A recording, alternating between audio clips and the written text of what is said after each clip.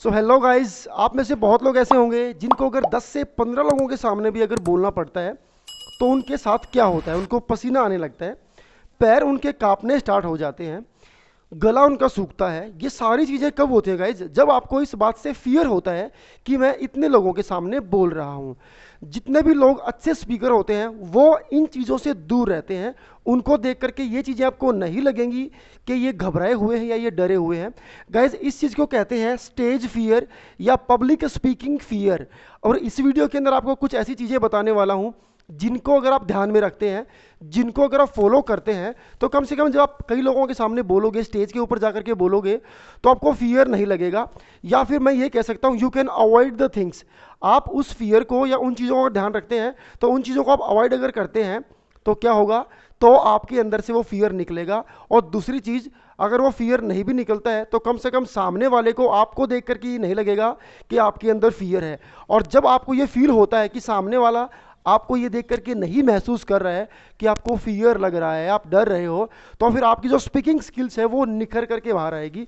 तो in this video I am going to tell you how you can avoid the fear, how you can make yourself strong while you are speaking on stage. तो कैसे remove करोगे आप stage fear को? सबसे पहली tip है वो तो आपको हमेशा ध्यान रखनी है। ठीक है, उसका क्या है गाइज? सबसे पहली टिप कहती है कि आपको you should have the proper knowledge what you are going to deliver. जो भी चीज़ें आप बोलना चाह रहे हैं उसकी आपको प्रॉपर नॉलेज होना बहुत ज़रूरी होता है। गाइज, आप देखिए, जब आप अपने किसी सगे संबंधी, अपने फ्रेंड या किसी भी अपने नोन से बात करते हैं और आपको कुछ सुनाना पड़ता है, तो आप कितना इंटरेस्टिंगली उस बात को बताते हो। कभी आपने महसूस तो की होगी चीज़ कि अगर आपको फैमिली मेंबर्स के सामने कोई बात बतानी पड़ती है, स्कूल में क्या हुआ, और आप उसको बड़े चाव के साथ, पूरे इंटरेस्ट के साथ सुनाते हो, तो वही चीज़ें, ऐसा कब होता है, वो चाव के साथ आप तब सुना पाते हो जब आपको उस चीज़ की प्रॉपर नॉलेज होती है। आपके फादर ने पूछा स्कूल में क्या हुआ, but you do not know what happened in the school, तो आप कैसे बताएंगे? चाव नहीं बता पाएंगे। तो सबसे पहली बात है कि आपको प्रॉपर नॉलेज होनी चाहिए that you are going to speak. उसके बाद अगली बारी आती है कि आपको मेंटली प्रिपेयर रहना चाहिए कि यस, आपका स्टेज के ऊपर नंबर आने वाला है।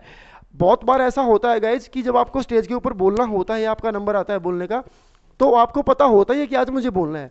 ऐसे रेयर चांस होते हैं कि सडनली आपको पता ही नहीं है और कोई आपका नाम अनाउंस कर दे और आपको स्टेज पर जाकर के बोलना पड़ता है। तो मेंटली अपने आप को प्रिपेयर रखना है। अगला स्टेप क्या आता है? जब आप माइक के सामने खड़े होते हैं या स्टेज के ऊपर खड़े होते हैं, तो ऑडियंस आपके सामने बहुत सारी होती है, कई बार कम लोग भी होते हैं, कई बार हजारों लोग भी हो सकते हैं। तो उस टाइम पर आपको क्या करना है? उस टाइम पर आपको कोई भी ऐसी एक्टिविटी नहीं करनी है जो पब्लिकली ऑब्जर्वेशन में आती हो और जो ये शो करेगी कि आपको फियर है या आप डर रहे हैं। फॉर एग्जाम्पल, पसीना आपको आता है, उससे पहले आप क्या कर सकते हैं? जब आप स्टेज के ऊपर आएंगे उससे पहले आप एक लंबी सांस ले सकते हैं, ऑक्सीजन अच्छी सारी इनहेल कर सकते हैं, स्वेटिंग कम होगी।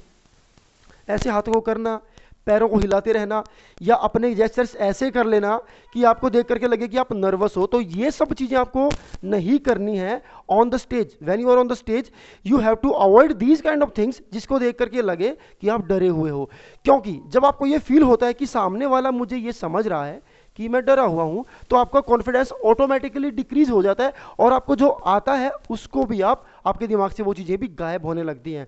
तो आपको क्या करना है? आपको कोई ऐसी हरकतें नहीं करनी है जो नोटिस में ऐसे आए कि जिसको देखकर आपको लगे कि आप फ्रस्ट्रेट हो या आप घबराए हुए हो या आपको आपका जो कॉन्फिडेंस है वो नीचे आ गया। तो ऐसी चीज़ें आपको नहीं करनी है।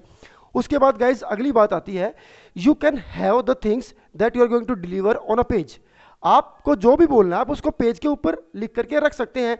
क्योंकि फर्स्ट टिप क्या कहती है कि आपको अच्छी नॉलेज होनी चाहिए। और अच्छी नॉलेज, अगर आपको मान लीजिए आपको लगता है कि मेरी तैयारी उतनी अच्छी नहीं है, पहली बात तो आपको तैयार होना ही चाहिए। मैंने आपको बताया कि आपको पता होता ही है गाइज कि आपको स्टेज के ऊपर जाकर के बोलना है आज, तो अच्छी तैयारी करके आपको आना चाहिए। नहीं तो आप एक काम जरूर करें हमेशा अपने साथ कि आप उस चीज़ को लिख करके जरूर रखें, चाहे आपको वो याद ही क्यों ना है, फिर भी आप उसको लिख करके रख सकते हैं। उससे क्या होता है, उससे आपको कॉन्फिडेंस मिलता है गाइज।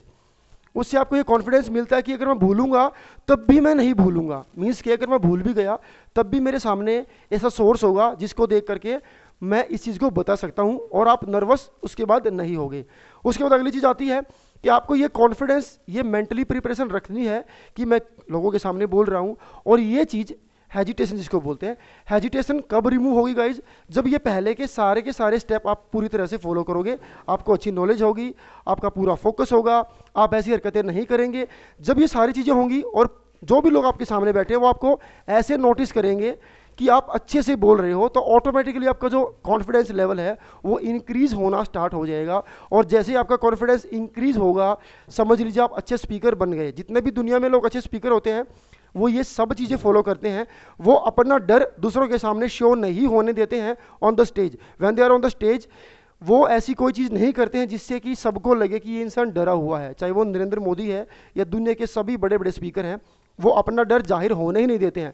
भूलते सभी हैं, सभी लोग भूल सकते हैं, आप लिख करके रख सकते हैं। सभी को पसीना आता है, सभी को डर लगता है स्टेज के ऊपर बोलने में, लेकिन ये आपके ऊपर है कि ये सारे सिम्टम्स आप शो करेंगे या नहीं करेंगे। और ये ऐसा कब होगा, जब अच्छी तैयारी के साथ आप आएंगे तो ये सिम्टम्स आपके अंदर कम दिखाई देंगे और लोगों को लगेगा कि ये इंसान बेहतरीन बोल रहा है। और जब आप ये फील करेंगे कि सबको लग रहा है कि मैं बहुत अच्छा बोल रहा हूँ, तो ऑटोमेटिकली आप देखेंगे, ये पाएंगे कि डर आपका निकल चुका है and now you are the perfect speaker. और जब अच्छे स्पीकर बनेंगे तो आपकी कामयाबी के चांसेस जो है वो बढ़ जाते हैं, क्योंकि जो ज़माना अब है वहाँ पर अच्छे स्पीकर्स की बहुत ज़्यादा वैल्यू है गाइज। तो ये चीज़ कब आएगी आपके अंदर, जब ये सारी टिप आप फॉलो करेंगे। आई होप ये वीडियो आपको अच्छी लगी। अगर लगी तो अपने फ्रेंड के साथ शेयर करें, लाइक करें और चैनल को कर लें सब्सक्राइब। Thank you.